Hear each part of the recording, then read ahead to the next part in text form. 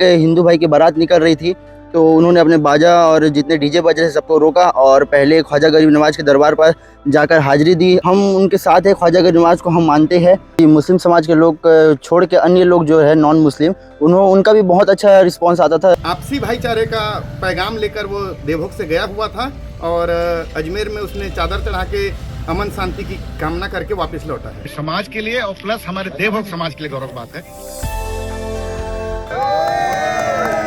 गरियाबंद जिले के देवभोग के रहने वाले मोहम्मद अय्यान लगभग 20 दिन पूर्व गरियाबंद होते हुए अजमेर शरीफ के लिए 2000 किलोमीटर का इन्होंने सफ़र साइकिल से तय किया है।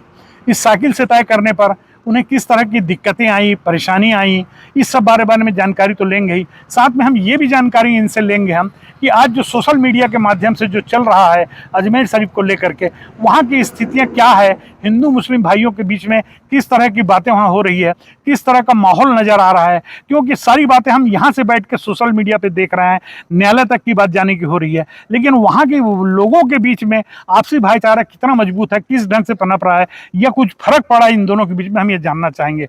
अय्यान, आप अभी लौटे हैं वहाँ से, क्या आप वहाँ आपने देखा है, क्या महसूस किया है? एक बार और अजमेर शरीफ पहले जा चुका हूँ और पहले से बेहतर अभी मेरे को इस बार लगा, क्योंकि ये जो बातें फैल रही है ये सिर्फ सोशल मीडिया तक बस सीमित है। अजमेर शरीफ में ऐसा कुछ माहौल नहीं है। अजमेर शरीफ में रहा, वहाँ बहुत अच्छा माहौल है, पहले से बेहतर माहौल है। और इस बार तो मैंने ये भी देखा कि एक हिंदू भाई की बारात निकल रही थी, तो उन्होंने अपने बाजा और जितने डीजे बज रहे सबको रोका और पहले ख्वाजा गरीब नवाज के दरबार पर जाकर हाजिरी दी और उसके बाद वहाँ से उन्होंने अपने बारात को फिर निकाला। ऐसा मुझे इस बार देखने को मिला है।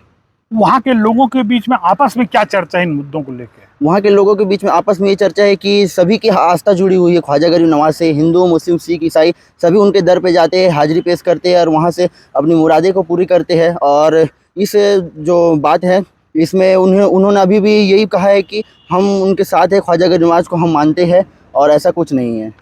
जी। दूसरा, आप यहाँ से गए थे, 2000 किलोमीटर का साइकिल से यात्रा किया आपने जी। उस यात्रा में क्या क्या कष्ट आया, क्या परेशानी है, क्या दिक्कत, किन लोगों ने आपको मदद किया है, किन लोगों ने आपको धुतकारा है, क्या रास्ते का अनुभव आपका क्या रहा है? रास्ते का अनुभव तो मेरा बहुत अच्छा रहा है। मैं लगभग 24 दिनों तक साइकिल में सफ़र किया और 24 दिनों में मैं कहीं मस्जिदों में रुका, मैंने पेट्रोल टैंक में स्टे किया, ढाबों में स्टे किया। बहुत अच्छे लोग मिले। एक तिवारी जी सर मिले थे, उन्होंने भी बहुत अच्छा सपोर्ट किया और 2-3 भाई लोग और मिले थे जिन्होंने मेरा सपोर्ट किया। एक समय ऐसा आ गया था कि मैं रुकने का जगह नहीं मिल पाया था मेरे को, तो एक भाई मिले थे मैं जयपुर में, तो उन्होंने अपने घर ले गया, उन्होंने खाना वाना खिलाया और उसके बाद सुबह का नाश्ता करने के बाद मुझे वहाँ से विदा किया। अच्छा, इस आपके दौरे पर आप जब लोगों को बताते थे कि आप अजमेर शरीफ जा रहे हैं, तो जो मुस्लिम समाज के लोगों को छोड़ के अन्य समाज के लोगों की क्या प्रतिक्रिया होती थी? जी, मुस्लिम समाज के लोग छोड़ के अन्य लोग जो है नॉन मुस्लिम, उनका भी बहुत अच्छा रिस्पांस आता था और वो ऐसा करते थे कि कई लोगों ने मुझे वहाँ चादर चढ़ाने के लिए, सिरनी पेश करने के लिए पैसा भी दिया और हमारे लिए भी दुआ करना ख्वाजा गरीब नवाज से, ऐसा भी उन्होंने कहा है मुझसे। रास्ते में आप गए हैं, कुल कितना रुपया आपको ख्वाजा गरीब नवाज के दरगाह पे चढ़ाने के लिए मिला है? कितना होगा लगभग? मेरे को 250। तो ये थे मोहम्मद अय्यान, जो अभी लौट करके अजमेर शरीफ से लौट करके गरियाबंद होते हुए देवभोग जा रहे हैं और इन्होंने आपने इनकी अब बातों को सुना है। आपसी भाईचारे का पैगाम लेकर वो देवभोग से गया हुआ था और अजमेर में उसने चादर चढ़ा के अमन शांति की कामना करके वापस लौटा है। तो क्या युवा प्रेरणा लेगी इससे? युवाओं को तो अय्यान में मसीह प्रेरणा लेना चाहिए। रोज सुबह 1-2 घंटे साइकिलिंग करके वो अगर अपना ध्यान इधर लगाएंगे तो मोबाइल की गिरफ्त से दूर होते जाएंगे। डिजिटल युग एक तरफ तो सही है, विज्ञान की देन, मगर उससे भी हट के पर्यावरण के प्रति अगर प्रेम दिखाएंगे तो वो जरूर एक दिन अच्छे काम में अय्यान में से सबक लेकर आगे की ओर बढ़ेंगे। समाज से पहले कोई काम नहीं किया है और इस समाज के लिए और प्लस हमारे देवभोग समाज के लिए गौरव बात है। हमारे देवभोग वासियों को देखकर मैं गदगद हो गया। ये ऐसी भाईचारा बने रहे करके अजमेर शरीफ में दरगाह से दुआ मांग के लाए हैं कि हमारे बीच में आपसी भाईचारा बने रहे। आप लोगों से देवभोग से पूरे देश में मन चैन बना रहा है। लौटने के बाद दिखा भी और मैं आज यहाँ पर देवभोग में रह के देख के लोगों को बहुत मेरा मन प्रफुल्लित हो गया। वहाँ पर अजमेर शरीफ में ऐसी कोई भी बात, वहाँ माहौल नहीं नज़र आ रहा है, पूरी तरह से भाई बंधु का नज़र आ रहा है। जिस तरह लोग पहले से आस्था रखते थे अजमेर शरीफ पर, उसी तरह बना हुआ है।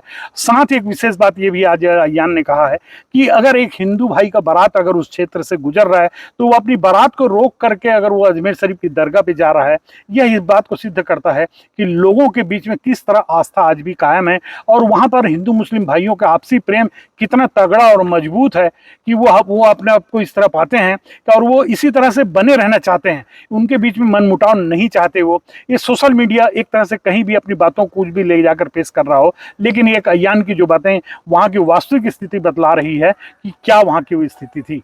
फारूक मेमन, IBC 24, गरियाबंद।